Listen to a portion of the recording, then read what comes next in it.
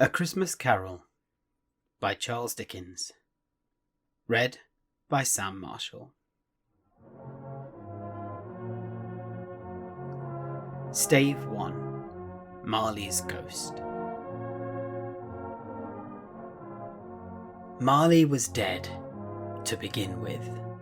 There is no doubt whatever about that. The register of his burial was signed by the clergyman, the clerk, the undertaker, and the chief mourner. Scrooge signed it, and Scrooge's name was good upon change for anything he chose to put his hand to. Old Marley was as dead as a doornail. Mind, I don't mean to say that I know of my own knowledge what there is particularly dead about a doornail.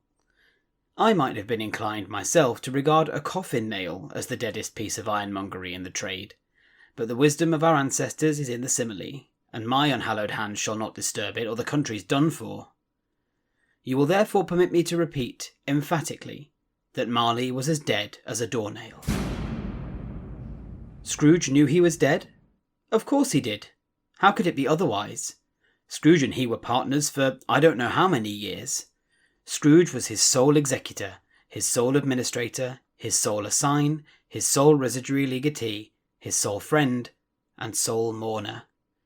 And even Scrooge was not so dreadfully cut up by the sad event, but that he was an excellent man of business on the very day of the funeral, and solemnized it with an undoubted bargain. The mention of Marley's funeral brings me back to the point I started from. There is no doubt that Marley was dead. This must be distinctly understood, or nothing wonderful can come of the story I'm going to relate. If we were not perfectly convinced that Hamlet's father died before the play began, there would be nothing more remarkable in his taking a stroll at night, in an easterly wind, upon his own ramparts, than there would be in any other middle-aged gentleman rashly turning out after dark in a breezy spot, say St. Paul's churchyard for instance, literally to astonish his son's weak mind. Scrooge never painted out old Marley's name. There it stood, years afterwards, above the warehouse door, Scrooge and Marley. The firm was known as Scrooge and Marley. Sometimes people new to the business called Scrooge, and sometimes Marley. But he answered to both names. It was all the same to him. Oh, but he was a tight-fisted hand at the grindstone, Scrooge. A squeezing, wrenching, grasping, scraping, clutching, covetous old sinner. Hard and sharp as flint, from which no steel had ever struck out generous fire, secret and self-contained and solitary as an oyster.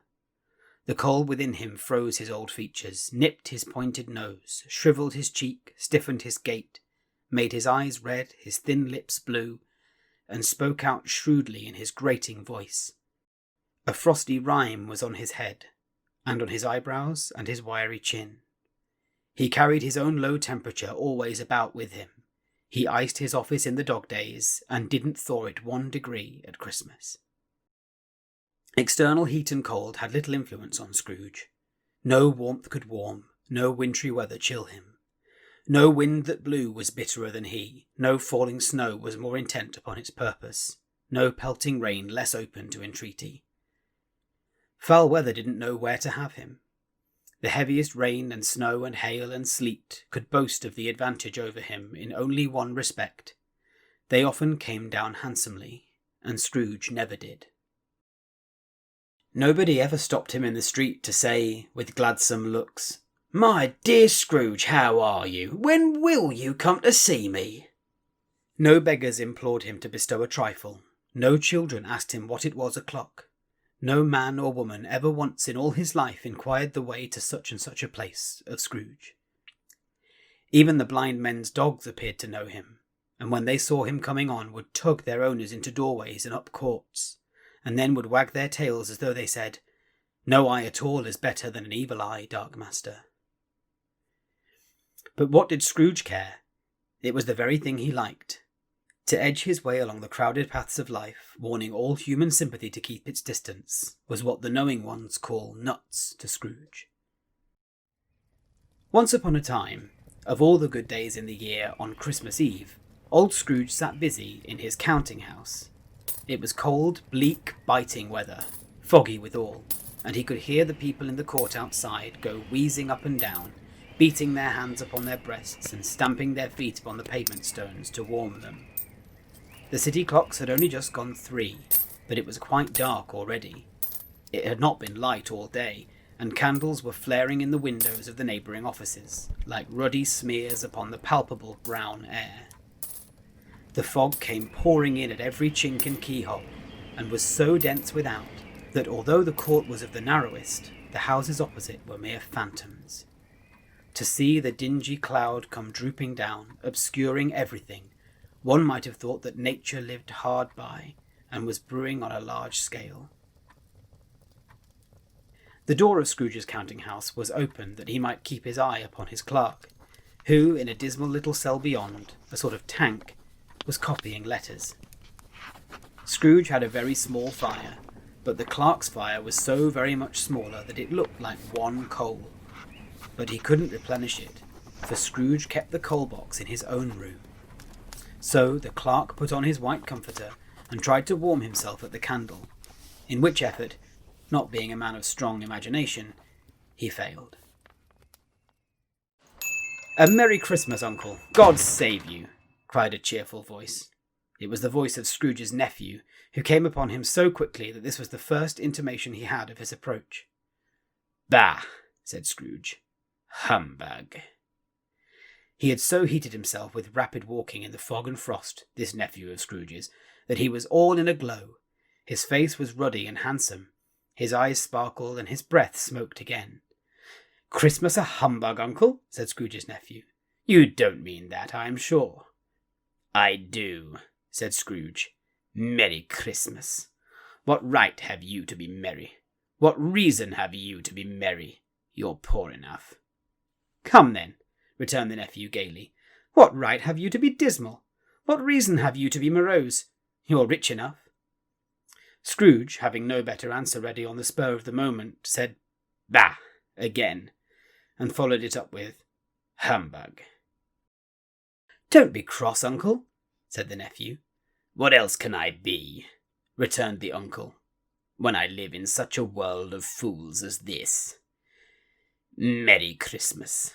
Out upon Merry Christmas!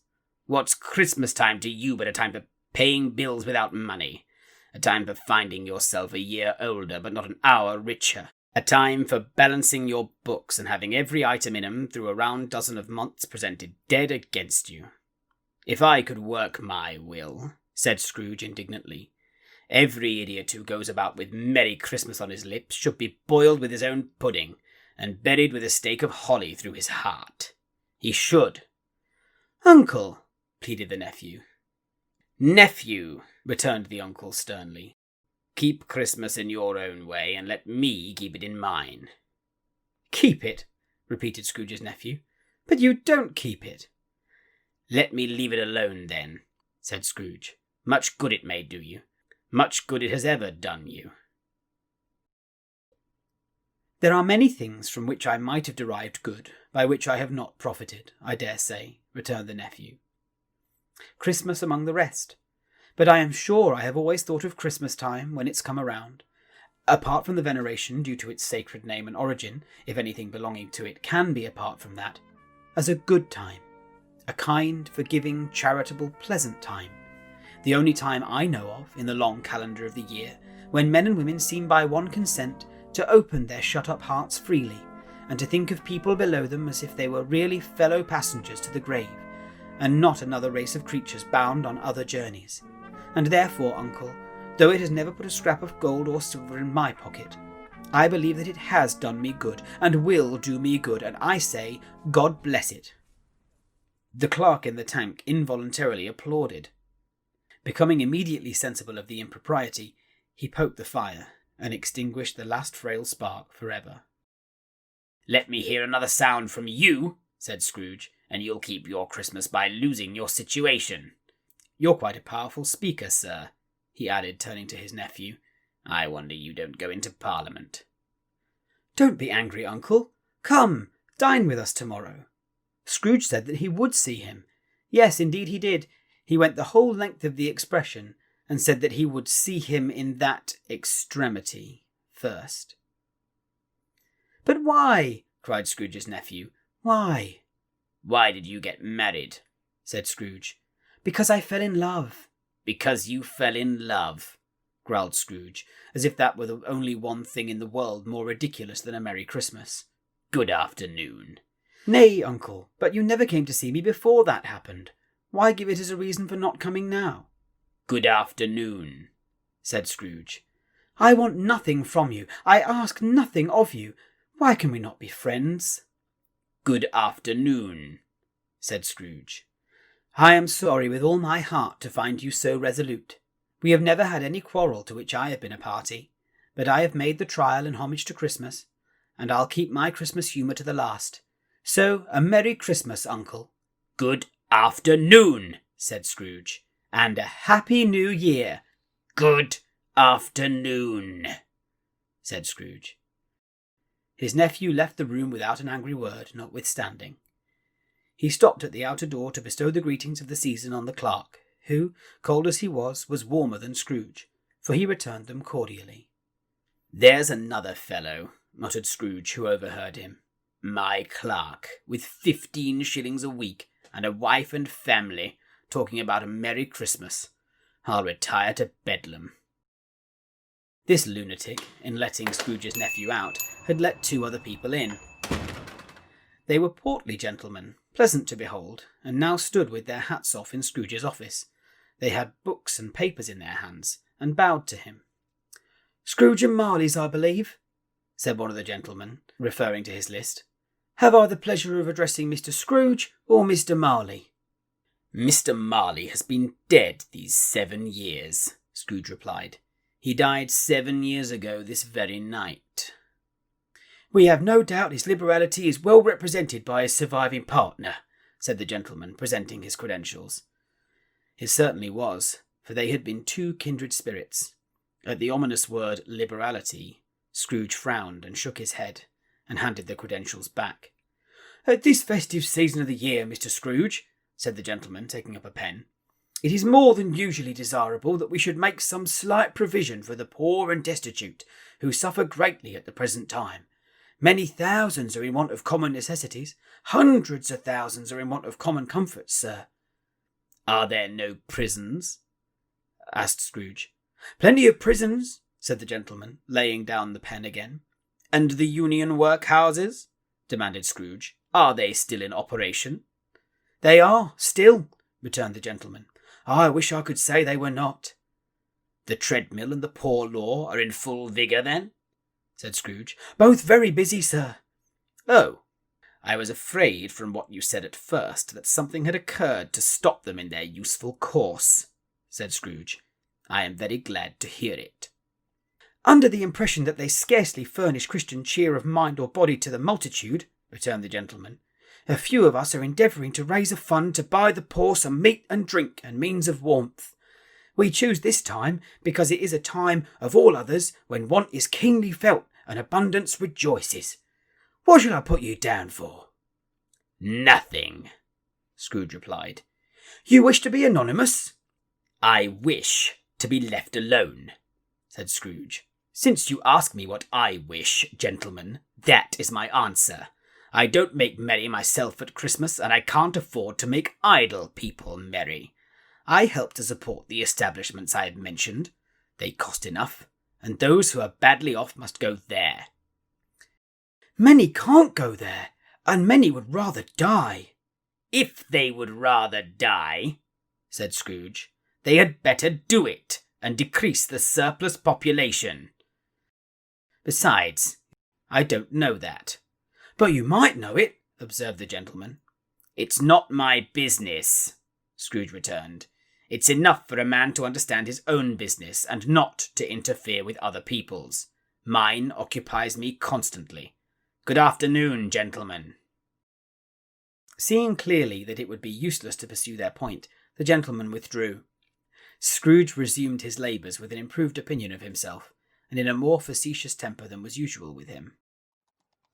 Meanwhile, the fog and darkness thickened, so that people ran around with flaring links, proffering their services to go before horses in carriages and conduct them on their way. The ancient tower of a church, whose gruff old bell was always peeping slyly down at Scrooge out of a Gothic window in the wall, became invisible and struck the hours and quarters in the clouds, with tremulous vibrations afterwards, as if its teeth were chattering in its frozen head up there. The cold became intense.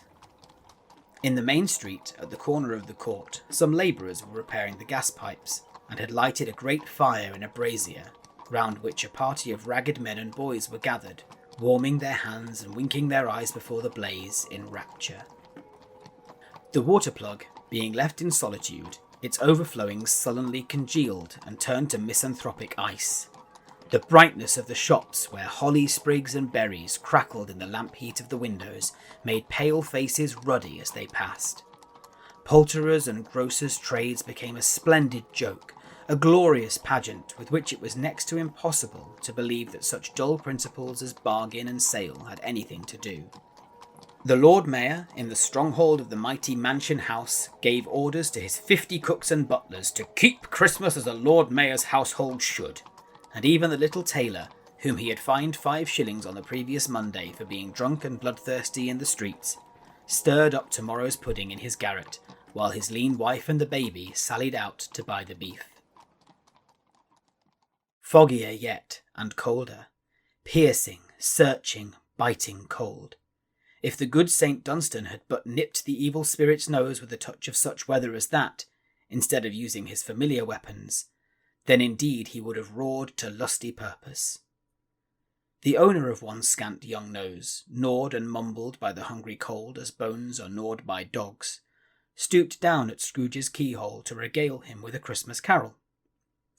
But at the first sound of "God bless you, merry gentlemen, may nothing you dismay," Scrooge seized the ruler with such energy of action that the singer fled in terror, leaving the keyhole to the fog and even more congenial frost.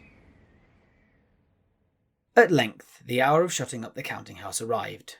With an ill will, Scrooge dismounted from his stool and tacitly admitted the fact to the expectant clerk in the tank, who instantly snuffed his candle out and put on his hat. "You'll want all day tomorrow, I suppose," said Scrooge. "If quite convenient, sir." "It's not convenient," said Scrooge, "and it's not fair. If I was to stop half a crown for it, you'd think yourself ill-used, I'll be bound." The clerk smiled faintly. "And yet," said Scrooge, "you don't think me ill-used when I pay a day's wages for no work?" The clerk observed that it was only once a year. "A poor excuse for picking a man's pocket every 25th of December," said Scrooge, buttoning his greatcoat to the chin. "But I suppose you must have the whole day. Be here all the earlier the next morning." The clerk promised that he would, and Scrooge walked out with a growl. The office was closed in a twinkling, and the clerk, with the long ends of his white comforter dangling below his waist, for he boasted no greatcoat, went down a slide on Corn Hill at the end of a lane of boys 20 times in honour of it being Christmas Eve, and then ran home to Camden Town as hard as he could pelt, to play at blind man's buff. Scrooge took his melancholy dinner in his usual melancholy tavern, and having read all the newspapers and beguiled the rest of the evening with his banker's book, went home to bed.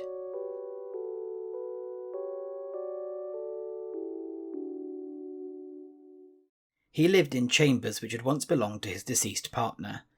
They were a gloomy suite of rooms, in a lowering pile of building up a yard, where it had so little business to be, that one could scarcely help fancying it must have run there when it was a young house, playing at hide-and-seek with other houses, and forgotten the way out again. It was old enough now, and dreary enough, for nobody lived in it but Scrooge, the other rooms being all let out as offices. The yard was so dark that even Scrooge, who knew its every stone, was fain to grope with his hands.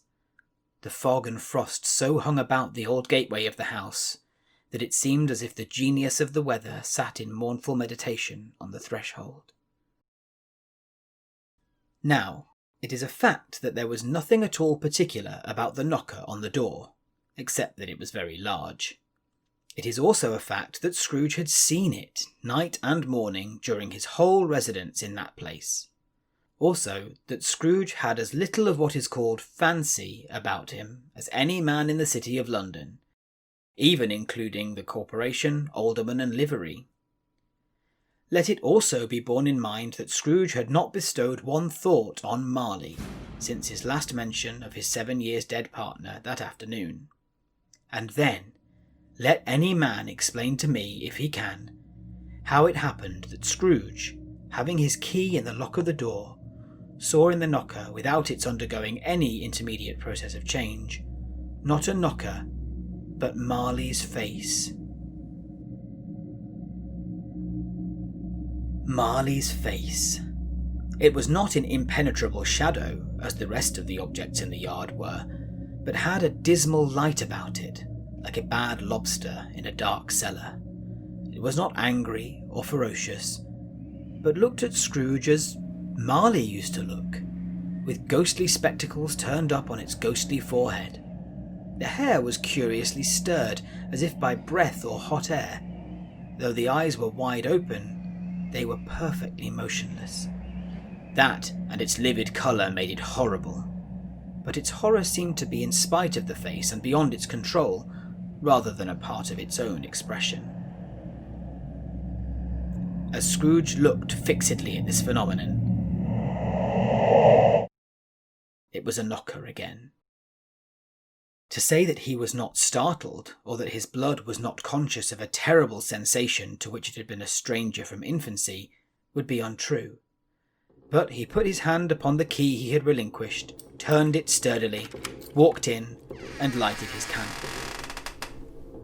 He did pause, with a moment's irresolution, before he shut the door, and he did look cautiously behind it first, as if he half expected to be terrified with the sight of Marley's pigtail sticking out into the hall. But there was nothing on the back of the door except the screws and nuts that held the knocker on, so he said, "Pooh, pooh," and closed it with a bang. The sound resounded through the house like thunder. Every room above and every cask in the wine merchant's cellars below appeared to have a separate peal of echoes of its own. Scrooge was not a man to be frightened by echoes. He fastened the door and walked across the hall and up the stairs, slowly too, trimming his candle as he went.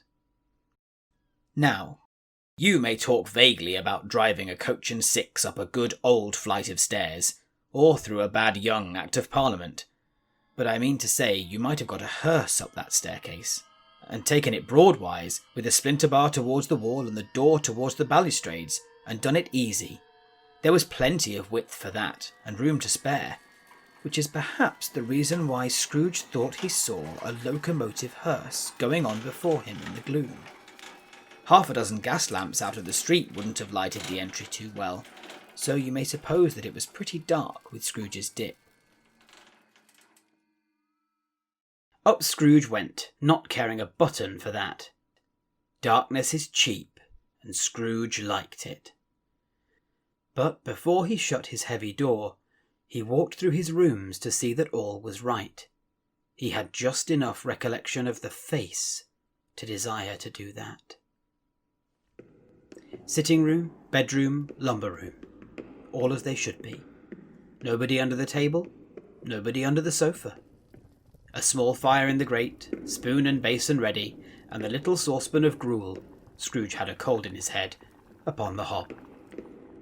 Nobody under the bed, nobody in the closet, nobody in his dressing gown, which was hanging up in a suspicious attitude against the wall. Lumber room as usual.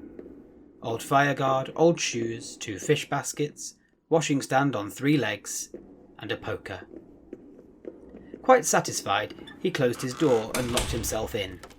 Double locked himself in, which was not his custom. Thus secured against surprise, he took off his cravat, put on his dressing gown and slippers, and his nightcap, and sat down before the fire to take his gruel. It was a very low fire indeed, nothing on such a bitter night. He was obliged to sit close to it and brood over it before he could extract the last sensation of warmth from such a handful of fuel.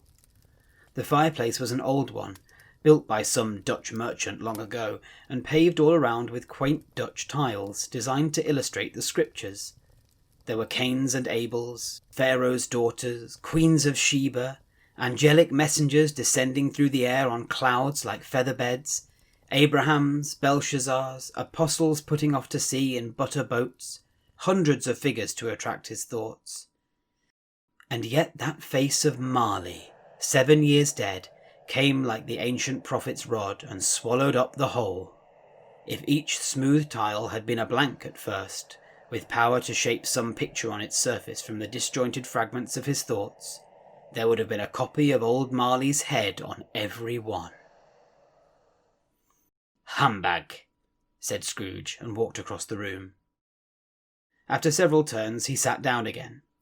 As he threw his head back in the chair, his glance happened to rest upon a bell, a disused bell that hung in the room, and communicated for some purpose now forgotten with a chamber in the highest story of the building. It was with great astonishment, and with a strange, inexplicable dread, that as he looked, he saw this bell begin to swing.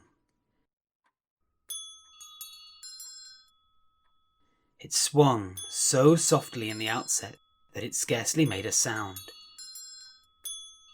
But soon it rang out loudly,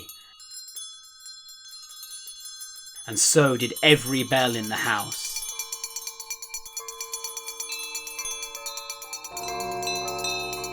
This might have lasted half a minute or a minute, but it seemed an hour.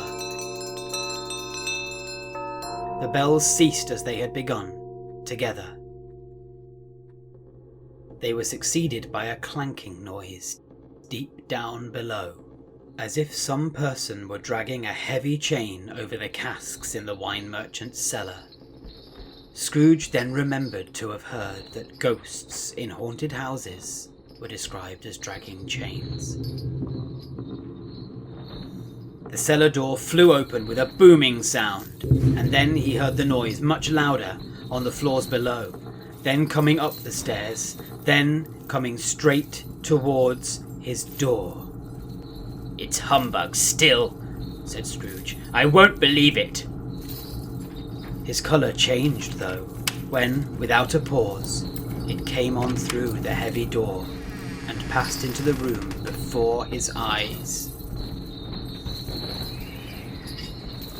Upon its coming in, the dying flame leapt up as though it cried, "I know him, Marley's ghost," and fell again. The same face, the very same. Marley in his pigtail, usual waistcoat, tights and boots, the tassels on the latter bristling like his pigtail, and his coat skirts and the hair upon his head. The chain he drew was clasped about his middle. It was long and wound about him like a tail, and it was made, for Scrooge observed it closely, of cash boxes, keys, padlocks, ledgers, deeds, and heavy purses wrought in steel. His body was transparent, so that Scrooge, observing him and looking through his waistcoat, could see the 2 buttons on his coat behind. Scrooge had often heard it said that Marley had no bowels, but he had never believed it until now. No, nor did he believe it even now. Though he looked the phantom through and saw it standing before him, though he felt the chilling influence of its death-cold eyes, and marked the very texture of the folded kerchief bound about its head and chin, which wrapper he had not observed before, he was still incredulous, and fought against his senses. "How now?" said Scrooge, caustic and cold as ever. "What do you want with me?" "Much," Marley's voice, no doubt about it. "Who are you?" "Ask me who I was." "Who were you, then?" said Scrooge, raising his voice. "You're particular for a shade." He was going to say, "to a shade," but substituted this as more appropriate. "In life I was your partner, Jacob Marley." Can you sit down?" asked Scrooge, looking doubtfully at him. "I can." "Do it then." Scrooge asked the question because he didn't know whether a ghost so transparent might find himself in a condition to take a chair, and felt that in the event of its being impossible, it might involve the necessity of an embarrassing explanation. But the ghost sat down on the opposite side of the fireplace, as if he were quite used to it. "You don't believe in me," observed the ghost. "I don't," said Scrooge. "What evidence would you have of my reality beyond that of your senses?" "I don't know," said Scrooge. "Why do you doubt your senses?" "Because," said Scrooge, a little thing affects them. A slight disorder of the stomach makes them cheats. You may be an undigested bit of beef, a blot of mustard, a crumb of cheese, a fragment of an underdone potato. There's more of gravy than of grave about you, whatever you are." Scrooge was not much in the habit of cracking jokes, nor did he feel in his heart by any means waggish then. The truth is that he tried to be smart, as a means of distracting his own attention and keeping down his terror, for the spectre's voice disturbed the very marrow in his bones. To sit, staring at those fixed glazed eyes in silence for a moment, would play, Scrooge felt, the very deuce with him. There was something very awful, too, in the spectre's being provided with an infernal atmosphere of its own. Scrooge could not feel it himself, but this was clearly the case, for though the ghost sat perfectly motionless, its hair and skirts and tassels were still agitated as by the hot vapour from an oven. "You see this toothpick?" said Scrooge, returning quickly to the charge, for the reason just assigned, and wishing, though it were only for a second, to divert the vision's stony gaze from himself. "I do," replied the ghost. "You are not looking at it," said Scrooge. "But I see it," said the ghost, "notwithstanding." "Well," returned Scrooge, "I have but to swallow this, and be for the rest of my days persecuted by a legion of goblins, all of my own creation. Humbug, I tell you, humbug!" At this, the spirit raised a frightful cry, and shook its chain with such a dismal and appalling noise that Scrooge held on tight to his chair to save himself from falling in a swoon. But how much greater was his horror when the phantom, taking off the bandage round its head, as if it were too warm to wear indoors, its lower jaw dropped down upon its breast. Scrooge fell upon his knees and clasped his hands before his face. "Mercy," he said, "dreadful apparition, why do you trouble me?" "Man of the worldly mind," replied the ghost, "do you believe in me or not?" "I do," said Scrooge. "I must. But why do spirits walk the earth, and why do they come to me?" "It is required of every man," the ghost returned, "that the spirit within him should walk abroad among his fellow men, and travel far and wide. And if that spirit goes not forth in life, it is condemned to do so after death. It is doomed to wander through the world, oh, woe is me, and witness what it cannot share, but might have shared on earth and turn to happiness." Again the spectre raised a cry, and shook its chain and wrung its shadowy hands. "You are fettered," said Scrooge, trembling. "Tell me why." "I wear the chain I forged in life," replied the ghost. "I made it, link by link, and yard by yard. I girded it on of my own free will, and of my own free will I wore it. Is its pattern strange to you?" Scrooge trembled more and more. "Or would you know," pursued the ghost, "the weight and length of the strong coil you bear yourself? It was full as heavy and as long as this 7 Christmas Eves ago.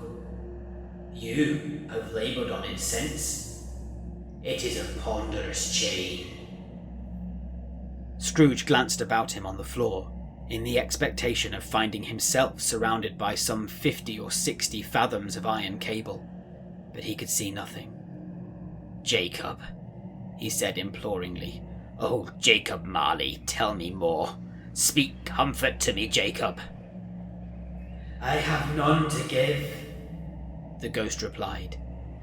"It comes from other regions, Ebenezer Scrooge, and is conveyed by other ministers to other kinds of men. Nor can I tell you what I would. A very little more is all permitted to me. I cannot rest. I cannot stay. I cannot linger anywhere. My spirit never walked beyond our counting house. Mark me! In life, my spirit never roved beyond the narrow limits of our money-changing hole. Weary journeys lie before me." It was a habit with Scrooge, whenever he became thoughtful, to put his hands in his breeches pockets. Pondering on what the ghost had said, he did so now, but without lifting up his eyes or getting off his knees. "You must have been very slow about it, Jacob," Scrooge observed in a business-like manner, though with humility and deference. "Slow?" the ghost repeated. 7 years dead," mused Scrooge, "and travelling all the time." "The whole time," said the ghost. "No rest, no peace, incessant torture of remorse." "You travel fast," said Scrooge. "On the wings of the wind," replied the ghost. "You might have got over a great quantity of ground in 7 years," said Scrooge. The ghost, on hearing this, set up another cry, and clanked its chain so hideously in the dead silence of the night that the ward would have been justified for indicting it for a nuisance. "Oh, captive, bound and double-ironed," cried the phantom, "not to know that ages of incessant labour by immortal creatures, for this earth must pass into eternity before the good of which it is susceptible is all developed. Not to know that any Christian spirit working kindly in its little sphere, whatever it may be, will find its mortal life too short for its vast means of usefulness. Not to know that no space of regret can make amends for one's life's opportunity misused. Yet such was I. Oh, such was I." "But you were always a good man of business, Jacob," faltered Scrooge, who now began to apply this to himself. "Business!" cried the ghost, wringing its hands again.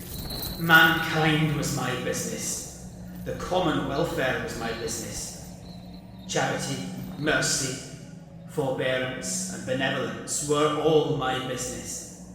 The dealings of my trade were but a drop of water in the comprehensive ocean of my business." It held up its chain at arm's length, as if that were the cause of all its unveiling grief, and flung it heavily upon the ground again. "At this time of the rolling year," the spectre said, "I suffer most. Why did I walk through crowds of fellow beings with my eyes turned down, and never raise them to that blessed star which led the wise men to a poor abode?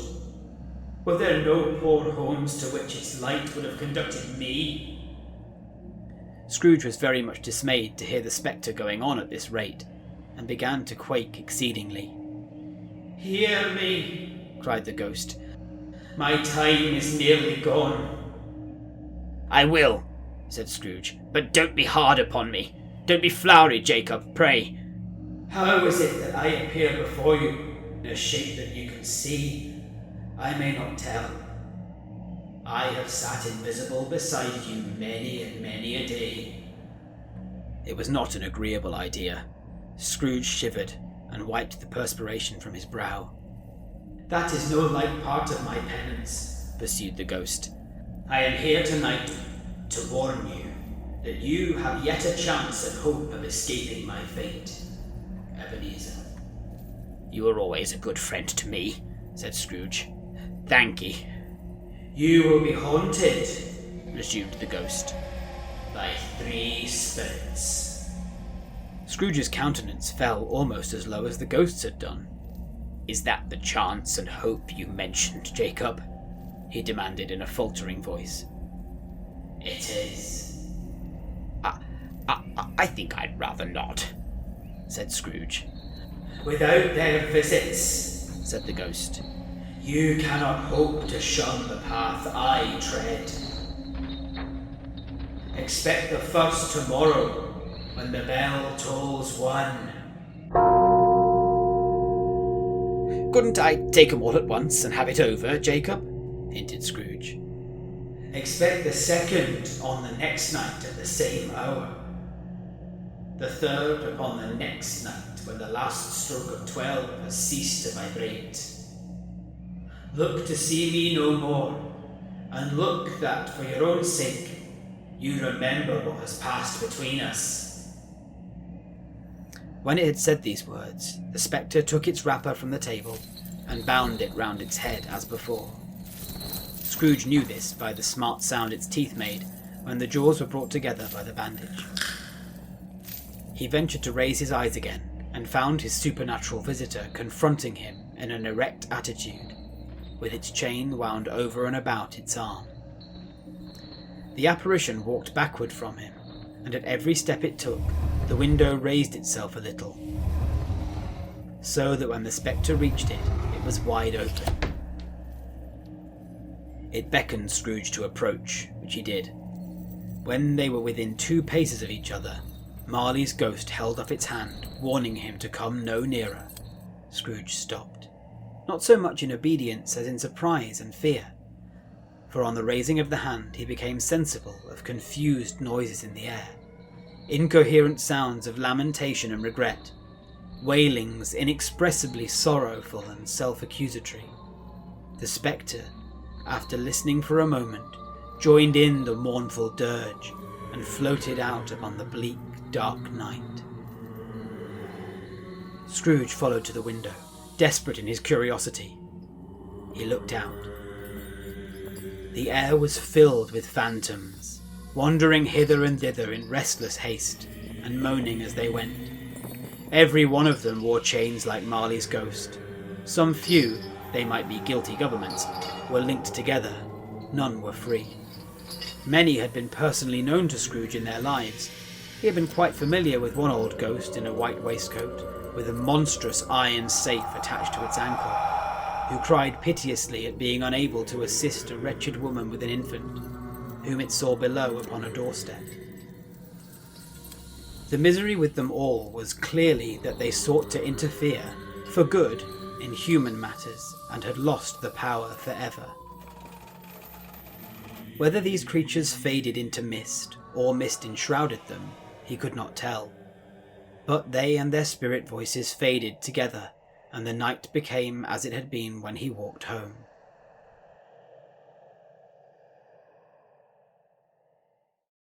Scrooge closed the window, and examined the door by which the ghost had entered. It was double locked, as he had locked it with his own hands, and the bolts were undisturbed. He tried to say, "Humbug," but stopped at the first syllable.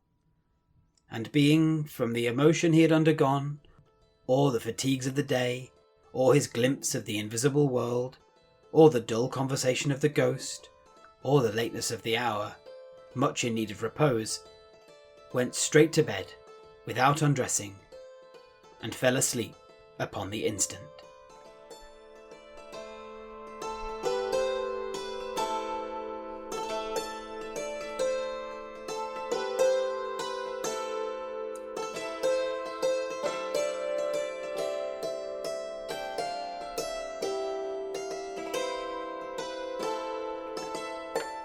Thanks for listening to this production of A Christmas Carol, read by Sam Marshall, with direction and production by Lucy Hallam.